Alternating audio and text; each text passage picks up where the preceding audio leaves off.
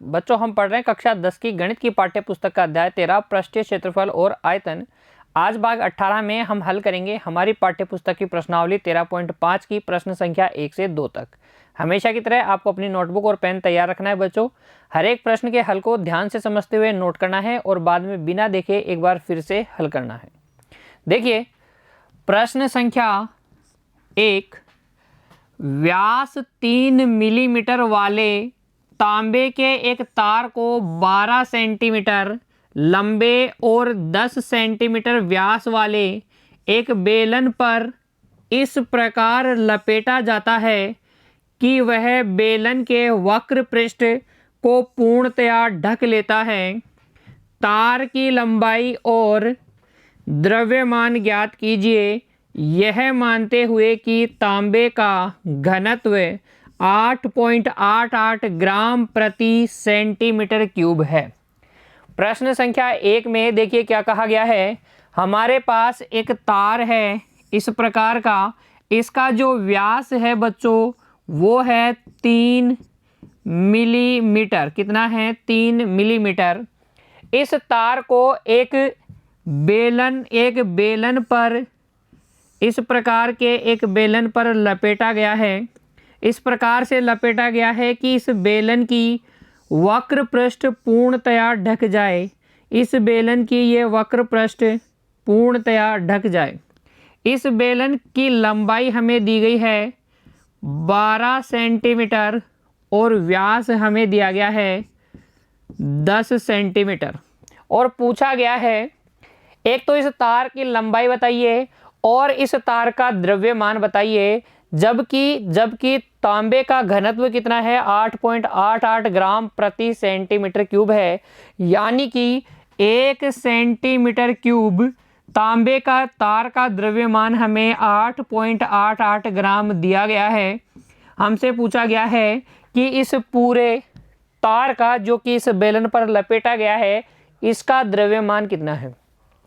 दोनों प्रश्नों का जवाब देंगे बच्चों। देखिए कैसे, आइडिया समझिए। पहले मुझे ये बताइए कि जब मैं एक बार इस तार को इस बेलन के ऊपर लपेटूंगा तो इस तार की एक बार लपेटने में कितनी लंबाई प्रयुक्त होगी। देखिए एक बार लपेटने में जितनी इस बेलन के आधार की परिधि है उतनी लंबाई प्रयुक्त होगी 2 पाई आर। आर क्या है बच्चों? बेलन के आधार की त्रिज्या है और ये परिधि है 2 पाई आर। तो एक बार तार लपेटने में प्रयुक्त तार की लंबाई है 2 पाई आर। हमें ये पता चल जाए कि इस तार को हमने कितनी बार लपेटा है ताकि वक्र पृष्ठ, इस बेलन का वक्र पृष्ठ पूर्णतया ढक जाए, तो हम इस तार की कुल लंबाई बता सकते हैं। देखिए अगर हमने मान लो कि n बार लपेटा है, कितनी बार लपेटा है? n बार। तो हम n को 2 पाई आर से गुणा कर देंगे। n लपेटों में तार की कुल लंबाई आ जाएगी n गुणा 2 पाई आर।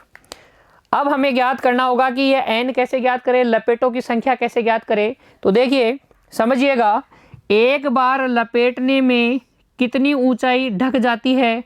बेलन की कितनी ऊंचाई ढक जाएगी? इस तार के व्यास के बराबर। तार के व्यास के बराबर ऊंचाई एक बार लपेटने में ढक जाती है। हमें कितनी ऊंचाई ढकनी है? हमें बच्चों ढकनी है 12 सेंटीमीटर। तो 12 सेंटीमीटर में कितनी लपेटें आएंगी? हम भाग लगा देंगे तार के व्यास का 12 में, तो ये लपेटों की संख्या आ जाएगी। देखो ऐसी कितनी बार लपेटना पड़ेगा? हमें 12 सेंटीमीटर पूरा ढकना है। पूरा वक्र पृष्ठ ढकने का मतलब है कि ये तार का व्यास जो है 12 सेंटीमीटर को ढक लेना चाहिए। ये तार 12 सेंटीमीटर को ढक लेना चाहिए, तभी हम मानेंगे ना कि पूर्णतया ढक लिया गया है इस बेलन की वक्र पृष्ठ को। तो लपेटों की संख्या के लिए हम क्या करेंगे? इस बेलन की लंबाई में तार के व्यास का भाग लगा देंगे। हमारे पास आ जाएगी लपेटों की संख्या। लपेटों की संख्या आते ही हम तार की लंबाई ज्ञात कर लेंगे। जैसे ही आपके पास तार की लंबाई आ जाएगी आप तार का आयतन ज्ञात करेंगे। आयतन क्यों ज्ञात करेंगे? क्योंकि देखिए बच्चों हमें पता है 1 सेंटीमीटर क्यूब का द्रव्यमान, तो हमें पता करना होगा कि ये जो तार है वो कितना सेंटीमीटर क्यूब है, अर्थात इस तार का आयतन कितना है। तार क्या होता है? तार जो होता है बच्चों बेलन के आकार का होता है। हमें पता है बेलन के आयतन का सूत्र पाई आर स्क्वायर एच। तो हम इस तार का आयतन निकालेंगे, जितना आयतन आएगा उसको 8.88 ग्राम से गुणा करेंगे और गुणा करने के बाद में हमारे पास आ जाएगा तार का द्रव्यमान। दोनों सवालों का जवाब आ गया, तार की कुल लंबाई आ गई, तार का द्रव्यमान आ गया। आइडिया समझ में आया किस तरीके से हल करना है। चलिए बच्चों, अब मैं आपको लिख के बताता हूं कि अपनी नोटबुक में आपको किस प्रकार से अपने उत्तर को लिखना है। देखिए, सबसे पहले आप बना लीजिए ये बेलन, ये एक बेलन बना दीजिए इस प्रकार से। इसकी ऊंचाई कितनी है? इसकी ऊंचाई या लंबाई हमें दी गई है 12 सेंटीमीटर। इसका व्यास हमें दिया गया है 10 सेंटीमीटर। इसे हमें ढकना है तांबे के तार को लपेटते हुए।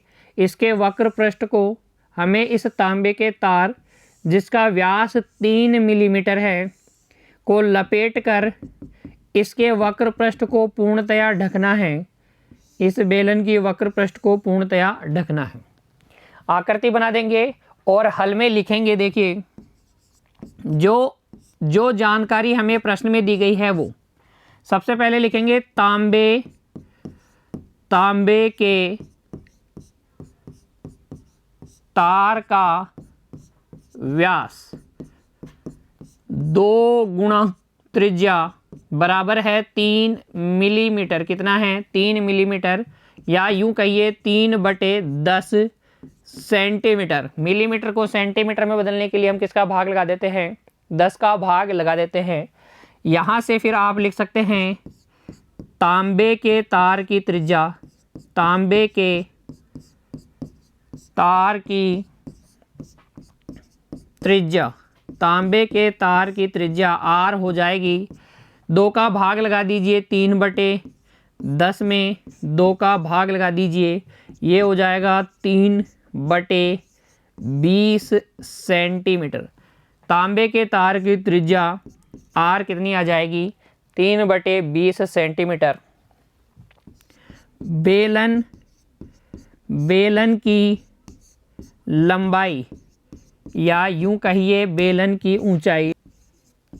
ऊंचाई, बेलन की ऊंचाई H हमें दी गई है 12 सेंटीमीटर तथा बेलन का व्यास, बेलन का व्यास 2 गुणा त्रिज्या, बेलन की त्रिज्या R मान लेते हैं, बड़ा R कितनी है?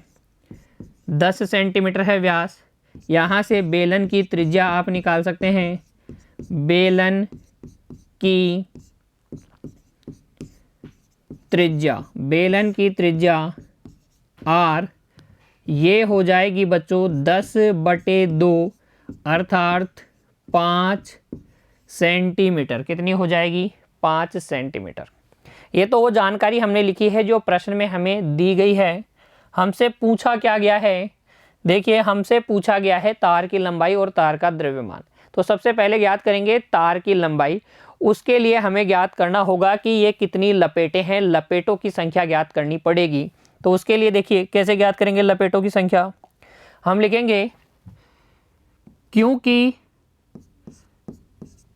तांबे के तार द्वारा बेलन की वक्र पृष्ठ को पूर्णतया ढक लिया गया है। अतः देखिए, जो बेलन की ऊंचाई होगी, बेलन की ऊंचाई जो होगी वो किसके बराबर होगी? वो बराबर होगी तार का व्यास गुणा लपेटों की संख्या, अगर आप तार के व्यास को लपेटों की संख्या से गुणा कर देंगे, ये तार के व्यास को लपेटों की संख्या से गुणा कर देंगे तो ये बेलन की ऊंचाई आपको मिल जाएगी। देखिए बेलन की ऊंचाई है 12 सेंटीमीटर, तार का जो व्यास है वो है 3/10 सेंटीमीटर और लपेटों की संख्या हमें पता नहीं है तो इसे ऐसे ही रहने देते हैं, लपेटों की संख्या। यहाँ से हम लपेटों की संख्या ज्ञात कर सकते हैं बच्चों। देखो लपेटों की संख्या यहाँ से हो जाएगी, ये बटे वाला 10 तो 12 से गुणा हो जाएगा, ये बटे वाला 10 इधर पक्षांतरित करोगे तो 12 से गुणा हो जाएगा, और ये ऊपर जो 3 लिखा है गुणा वाला 3, लपेटों की संख्या से जो 3 गुणा हो रहा है उसको पक्षांतरित करोगे तो बटे में चला जाएगा। 3 से 12 को काटोगे 4 बार और 4 को 10 से गुणा कर देंगे, कितना आ जाएगा 40। यानी कि 40 लपेटों में बेलन की वक्र पृष्ठ को तार पूर्णतया ढक लेगा। लिख देंगे अतः 40 लपेटों में तांबे के तार द्वारा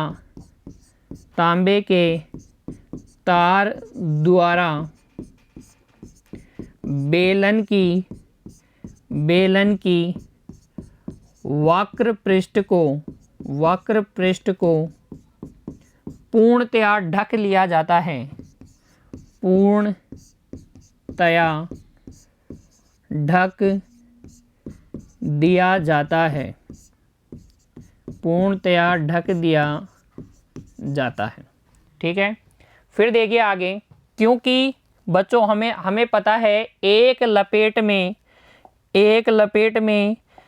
प्रयुक्त तांबे के तार की लंबाई, लिखेंगे क्योंकि एक लपेट में प्रयुक्त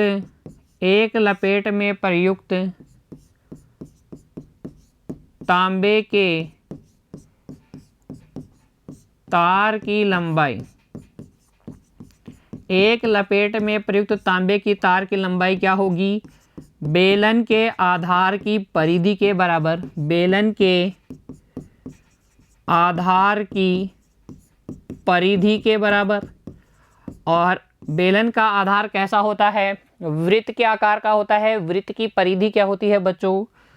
2 पाई आर। देखिए ये 2 गुणा पाई का मान 22/7। त्रिज्या कितनी है? त्रिज्या है 5। त्रिज्या कितनी है? 5। गुणा कर लीजिए, 5 दूनी 10, 10 गुणा 3.14 लिख दूं क्या? 10 को 3.14 से गुणा करोगे तो 31.4 सेंटीमीटर आएगा। एक लपेट में कितना तार प्रयुक्त होता है? तांबे की तार की लंबाई जो प्रयुक्त होती है वो है 31.4 सेंटीमीटर। ऐसे कितनी लपेटें लगाई गई हैं? 40 लपेटें लगाई गई है। तो तांबे के तार की कुल लंबाई हो जाएगी, हम 40 से गुणा कर लेंगे 31.4 को, तो लिखेंगे देखिए, अतः 40 लपेटों में प्रयुक्त तांबे की तार की लंबाई, तांबे के तार की लंबाई, 40 लपेटों में प्रयुक्त तांबे के तार की लंबाई हो जाएगी 40 गुणा 31.4, ये 0 4 चौक 16 की 6 हासिल 1 4 एकम 4 और 1 5 4 तिया 12, एक अंक छोड़ के दशमलव लगा देंगे तो 1256 सेंटीमीटर लगभग कितनी होगी तांबे के तार की लंबाई? जो हमसे पूछा गया था 1256.0 सेंटीमीटर, या बच्चों आप लिख सकते हैं 12.56 मीटर। कितनी? 12.56 मीटर। ये है उस तार की लंबाई जो कि बेलन की वक्र पृष्ठ को पूर्णतया ढक लेने में काम में लिया गया है। 12.56 मीटर कह दीजिए, या लगभग 1256.0 सेंटीमीटर कह दीजिए। अभी हमने एक प्रश्न का जवाब दिया है, तार की लंबाई हमने ज्ञात की है। अभी तार का द्रव्यमान हमें और ज्ञात करना है बच्चों। तो उसके लिए हमें ज्ञात करना होगा इस तार का आयतन। देखिए लिखेंगे, क्योंकि बेलन का आयतन होता है पाई आर स्क्वायर एच,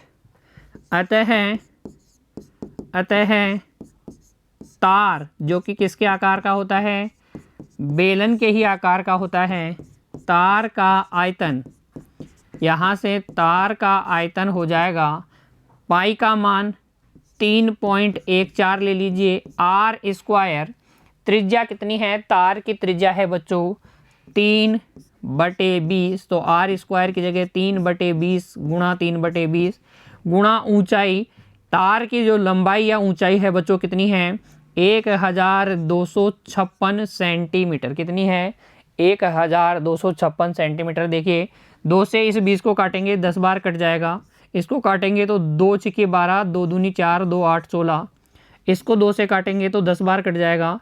ये 2 से काटो, देखो बच्चों 2 तिया 6, 2 एकम 2, 2 चौक 8, ये हमारे पास आ जाएगा 3.14 गुणा 9 गुणा 314 बटे कितना 100। देखिए 3.14 को गुणा कीजिए 9 से, 9 चौक 36 की 6 हासिल 3, 9 एकम 9 और 3 12, 9 और 3 12 हासिल 1, 9 दूनी 9 तिया 27 और 1 28, 27 और 1 कितना 28, 2 अंक छोड़ के दशमलव लगा देंगे तो 28.26 आएगा। 3.14 को हमने 9 से गुणा किया, कितना आ गया 28.26। इसको गुणा करना है हमें किससे, 314 से, तो इसको 314 से और गुणा कर लीजिए। 4 छिका 24 की 4 हासिल 2, 4 दूनी 8 और 2 10 की 0 हासिल 1, 8 चौक 32 और 1 33 हासिल 3, 4 दूनी 8 और 3 कितना हो जाएगा 11, 1 से गुणा करेंगे तो ये 6, 2 8 2 आ जाएगा। 3 से गुणा कीजिए, 3 छिके 18 की 8 हासिल 1, 3 दूनी 6 और 1 7, 8 तिया 24 की 4 हासिल 2, 3 दूनी 6 और 2 6 और 2 8। देखिए ये आ जाएगा 4 6, 13 की 3 हासिल 1, 17 की 7 हासिल 1 8 और ये 8, 2 अंक छोड़ के दशमलव लगा देंगे तो ये आ जाएगा बच्चों आपके पास 8873.64 बटे 100। 100 का भाग लगाएंगे तो ये आ जाएगा, देखिए 88.7364 सेंटीमीटर क्यूब। उस तार का आयतन जो कि बेलन की वक्र पृष्ठ को पूर्णतया ढकने में प्रयुक्त हुआ है, कितना है 88.7364 सेंटीमीटर क्यूब। अब हमें पता है 1 सेंटीमीटर क्यूब तार का द्रव्यमान है 8.88 ग्राम, तो इतने सेंटीमीटर क्यूब का हम आसानी से निकाल लेंगे गुणा करके। ये सारी कैलकुलेशन बच्चों आपको कहाँ करनी है, रफ नोटबुक में करनी है। देखिए ये गुणा करने वाले काम आप सावधानी पूर्वक रफ नोटबुक में करेंगे, फेयर कॉपी में आपको अपनी कार्य पुस्तिका में से नहीं दिखाने की ज़रूरत। आगे देखिए, इसके आगे जब आप आयतन ज्ञात कर लेंगे तो देखिए लिखेंगे, क्योंकि 1 सेंटीमीटर क्यूब तांबे के तार का द्रव्यमान, 1 सेंटीमीटर क्यूब तांबे के तार का द्रव्यमान हमारे पास है 8.88 ग्राम।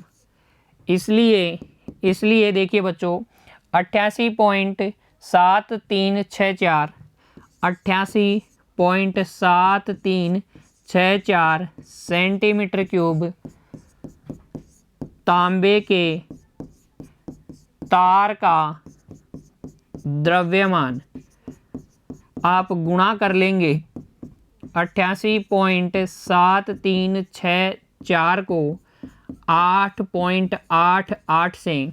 देखिए गुणा कीजिए 88.7364 को गुणा कर लीजिए 8.88 से, तो देखिए कितना आएगा। 8 चौक 32 की 2 हासिल 3, 8 छिके 48 और 3 51 की 1 हासिल 5, 8 तिया 24, 8 तिया 24 और 5 हो जाएगा 24 और 5 हो जाएगा 29 हासिल 2, 8 7 56 और 2 58 हासिल 5, 8 अंटे 64, 64 और 5 69 हासिल 6, 8 अंटे 64 और 6 ये हो जाएगा 70।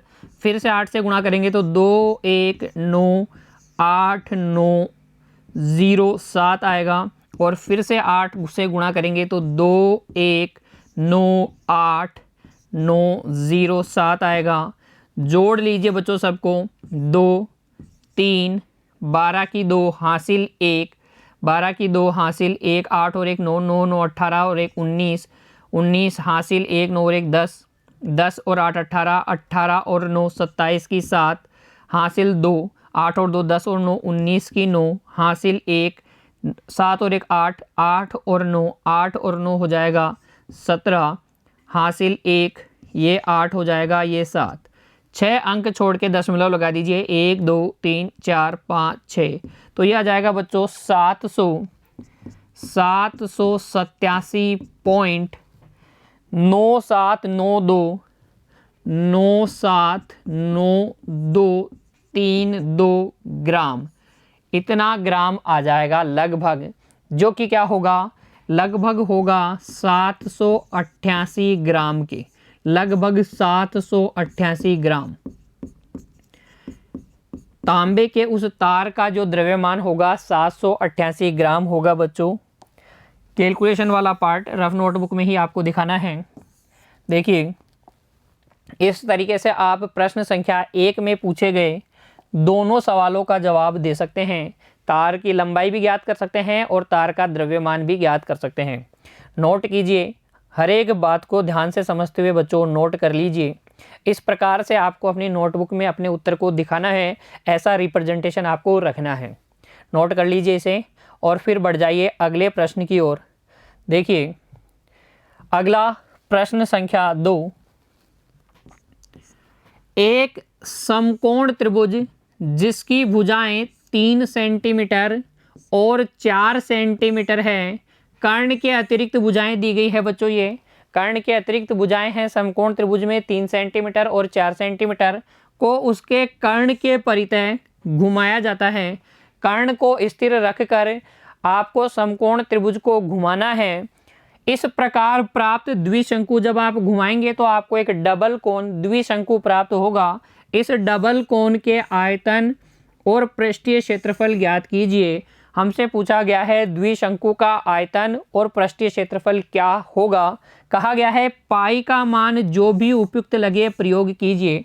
पाई का मान जो भी आपको उपयुक्त लगता है आप प्रयुक्त कर सकते हैं। 3.14 प्रयुक्त कर सकते हैं या 22/7 प्रयुक्त कर सकते हैं। देखिए क्या पूछा गया है, पहले इस बात को समझते हैं।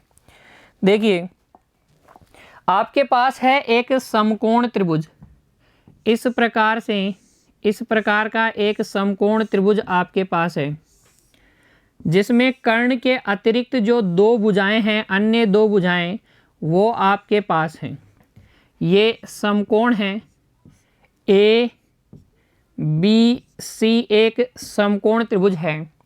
एक समकोण त्रिभुज आप अपने माइंड में बनाएंगे, कर्ण को स्थिर रखेंगे, समकोण त्रिभुज को कर्ण के परितः चारों ओर घुमाएंगे। जब आप इसको BC को स्थिर रख के इसको इस प्रकार से घुमाएंगे बच्चों, तो आपको एक द्विशंकु मिलेगा। देखिए जब आप इसको घुमाएंगे तो आपको इस प्रकार का एक द्विशंकु मिलेगा। एक तो ये ABD दिख गया आपको, ABD शंकु, और एक मिलेगा ACD, एक मिलेगा ACD। तो ये 2 शंकु मिलेंगे। इन 2 शंकुओं के से ये जो ठोस बनेगा बच्चों, इसे हम कहेंगे द्विशंकु। इस प्रकार का एक द्विशंकु आपको मिलेगा। इसका पृष्ठीय क्षेत्रफल और आयतन आपको ज्ञात करना है। देखिए आयतन कैसे ज्ञात करेंगे, हम इस शंकु ABD के आयतन में जोड़ देंगे ACD का आयतन, तो इस द्विशंकु का आयतन आ जाएगा। और इसका पृष्ठीय क्षेत्रफल कैसे ज्ञात करोगे? हम इस शंकु ABD की वक्र पृष्ठ में देखिए द्विशंकु का पृष्ठीय क्षेत्रफल, इस शंकु ABD की वक्र पृष्ठ के क्षेत्रफल में हमें जोड़ना होगा ACD की वक्र पृष्ठ का क्षेत्रफल।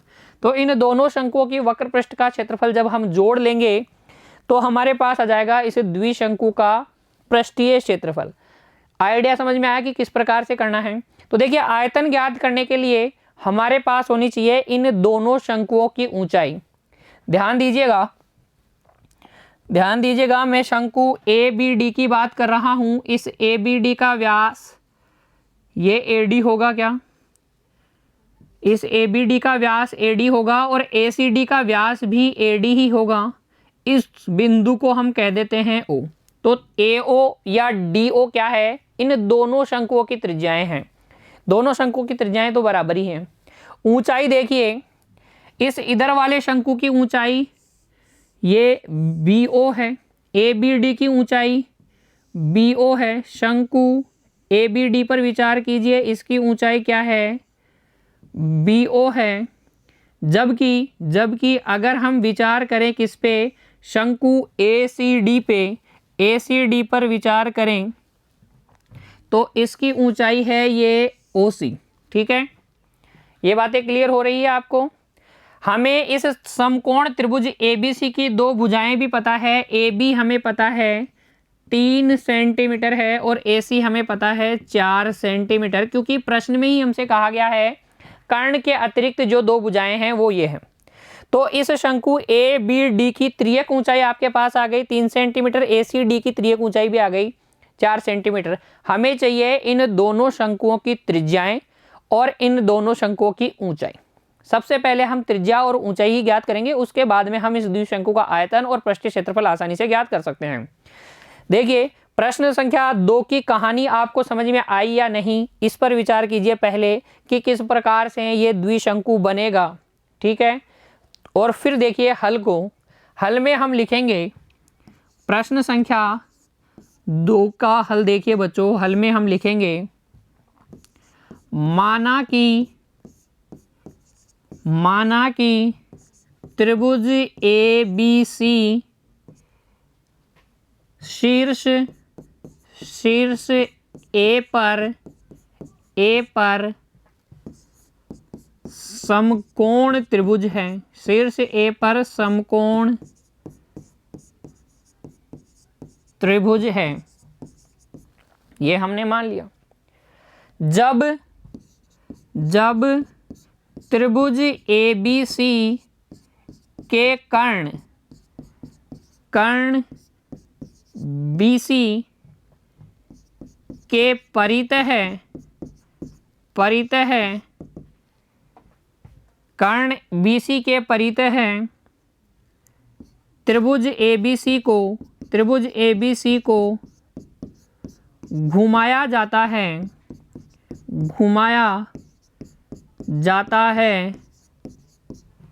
तो हमें एक द्विशंकु ABCD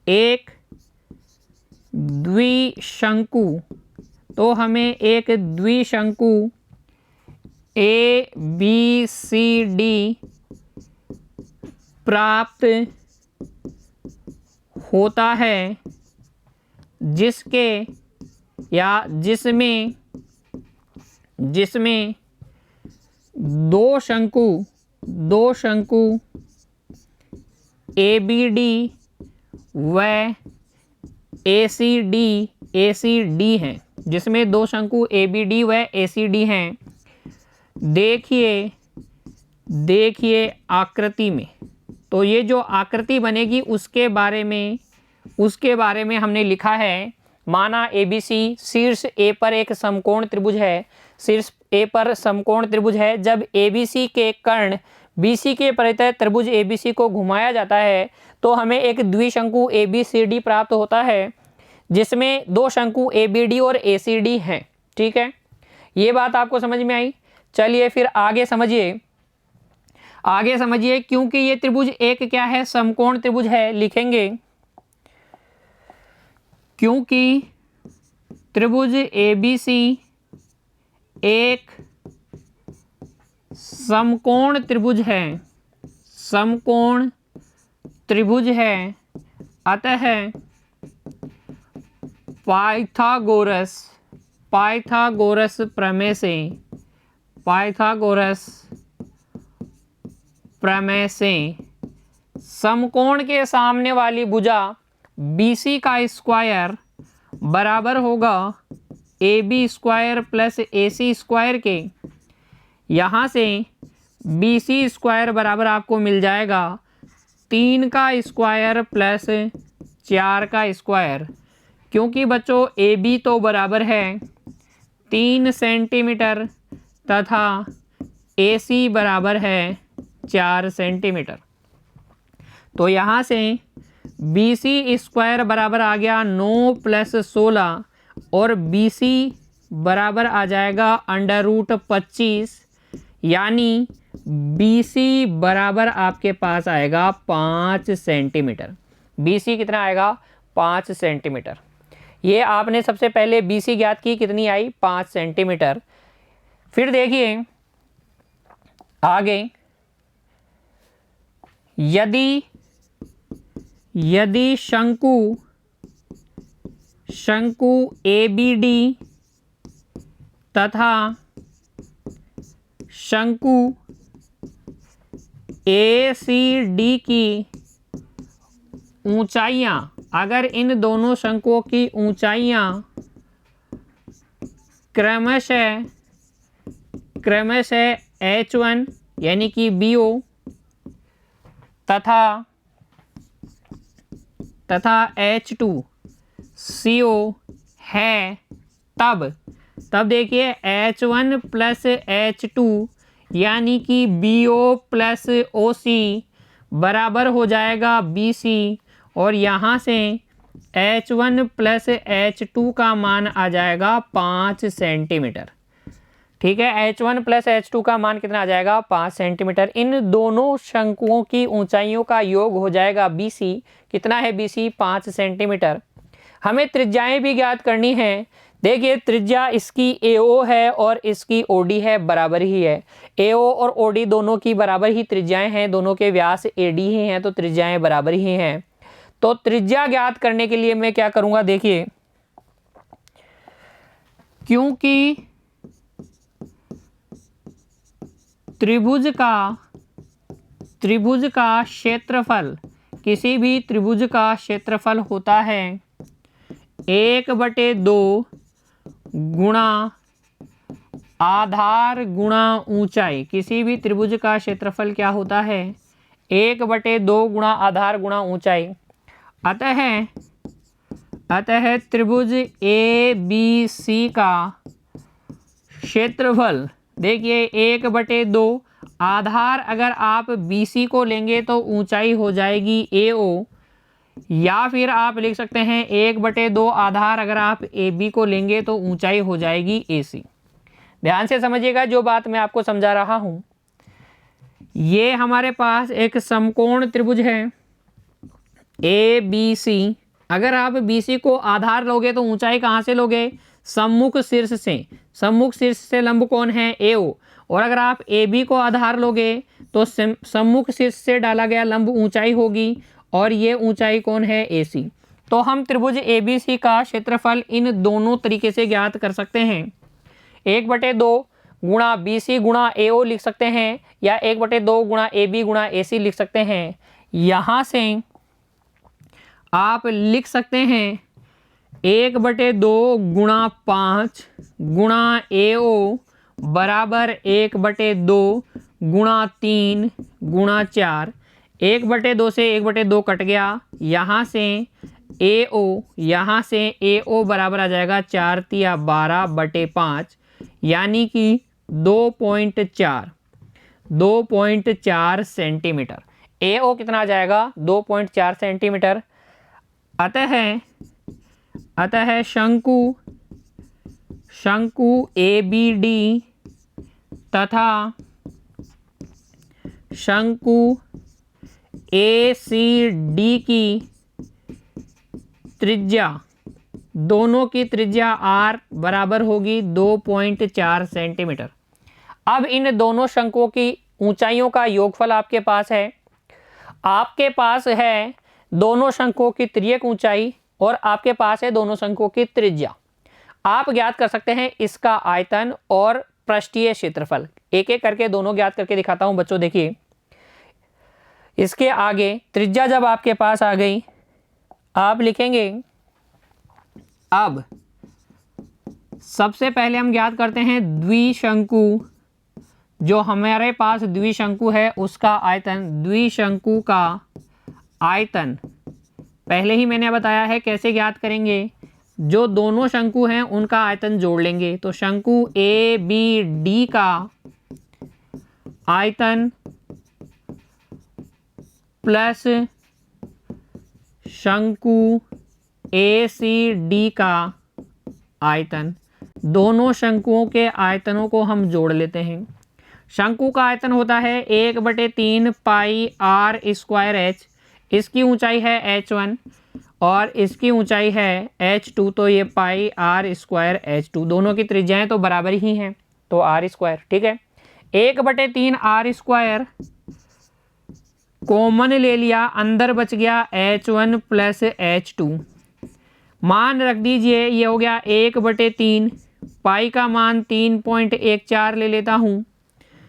आर स्क्वायर त्रिज्या कितनी है 2.4, तो 2.4 का स्क्वायर गुणा h1 प्लस h2 कितना है बच्चों, h1 प्लस h2 है 5। ठीक है, 3.14 को 5 से गुणा कर लीजिए, 5 चौक 20 हासिल 2, 5 एकम 5 और 2 7 और 3 पंजे 15 गुणा 2.4 गुणा 2.4 बटे 3। ये 3 से ये 2.4 कट जाएगा, 0.8 बार हमारे पास आ जाएगा बच्चों 15.7 गुणा 2.4 गुणा 0.8। कितना आ जाएगा 0.8। सबको गुणा कर लेंगे, सबको गुणा कर लीजिए बच्चों। देखिए, पहले 15.7 को गुणा कीजिए 2.4 से, तो 2.4 से गुणा करेंगे, 4 सत्ते 28 की 8 हासिल 2, 4 पंजे 20 और 2 22 की 2 हासिल 2, 4 एकम 4 और 2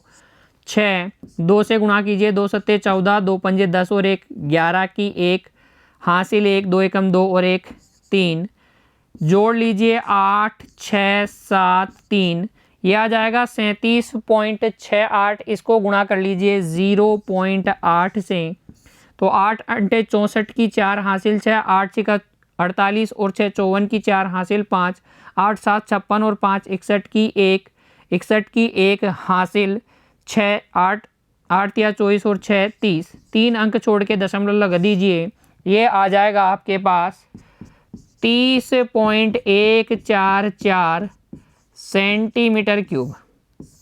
कितना आ जाएगा 30.144 सेंटीमीटर क्यूब द्विशंकु का आयतन। अभी हमें ज्ञात करना है इसका पृष्ठीय क्षेत्रफल भी। पृष्ठीय क्षेत्रफल कैसे ज्ञात करेंगे? इस द्विशंकु का पृष्ठीय क्षेत्रफल ज्ञात करने के लिए हमें दोनों शंकुओं की वक्र पृष्ठों के क्षेत्रफल को जोड़ना होगा।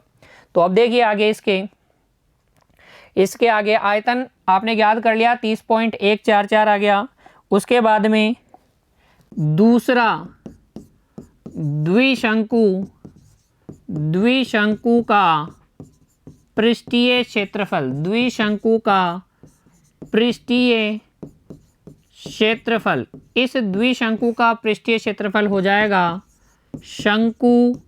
शंकु ए बी डी का वक्र पृष्ठीय क्षेत्रफल, शंकु ए बी डी का वक्र पृष्ठीय क्षेत्रफल प्लस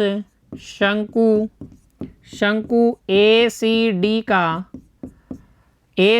का वक्र पृष्ठीय क्षेत्रफल। तो द्विशंकु का पृष्ठीय क्षेत्रफल ज्ञात करने के लिए हम दोनों शंकुओं के वक्र पृष्ठों के क्षेत्रफल को जोड़ लेंगे। किसी भी शंकु की वक्र पृष्ठ का क्षेत्रफल क्या होता है? पाई आर एल। पहले वाले शंकु की त्रिज्यक ऊंचाई में मान लेता हूं L1 है, दूसरे वाले की पाई आर L2, दूसरे वाले शंकु की त्रिज्यक ऊंचाई है L2। पाई आर उभयनिष्ठ ले लीजिए, अंदर बच जाएगा L1 प्लस L2। देखिए पाई का मान 22/7, आर है 2.4, L1 है 3, L2 है 4। पहले शंकु की जो तिर्यक ऊंचाई है वो है ए बी यानी कि 3 सेंटीमीटर, दूसरे वाले की कितनी है ए सी, वो है 4 सेंटीमीटर। 7 से ये 7 कट जाएगा, 3 + 4 7 होगा, 7 से 7 कट जाएगा, हमारे पास आ जाएगा 22 × 2.4। देखिए 24 दूनी 48, 24 दूनी 48 हासिल 4, 24 दूनी 48 और 4 हो जाएगा 52। एक अंक छोड़ के दशमलव लगा देंगे तो 52.8 सेंटीमीटर स्क्वायर। ये आ जाएगा द्विशंकु का पृष्ठीय क्षेत्रफल 52.8 सेंटीमीटर स्क्वायर। इस प्रकार से बच्चों आप हल करेंगे प्रश्न संख्या 2 को। नोट कीजिए बच्चों प्रश्न संख्या 2 के हल को। आप इस प्रकार से पहले द्विशंकु बनाएंगे, उसके बारे में जानकारी लिखेंगे, फिर आप इस द्विशंकु की में जो दोनों शंकु है उनकी ऊंचाइयों का योगफल ज्ञात करेंगे। BC ज्ञात करेंगे 5 सेंटीमीटर आएगा, अर्थात ऊंचाइयों का योगफल 5 सेंटीमीटर आएगा। फिर आप ज्ञात कर लेंगे द्विशंकु में जो शंकु है उनकी त्रिज्या कैसे ज्ञात करोगे। त्रिभुज ABC का क्षेत्रफल आप निकालोगे दो तरीके से, एक बार BC को आधार लेकर, एक बार AB को आधार लेकर। 1/2 गुणा आधार गुणा ऊंचाई, वहां से आपको AO यानी कि दोनों शंकुओं की त्रिज्या 2.4 सेंटीमीटर मिल जाएगी।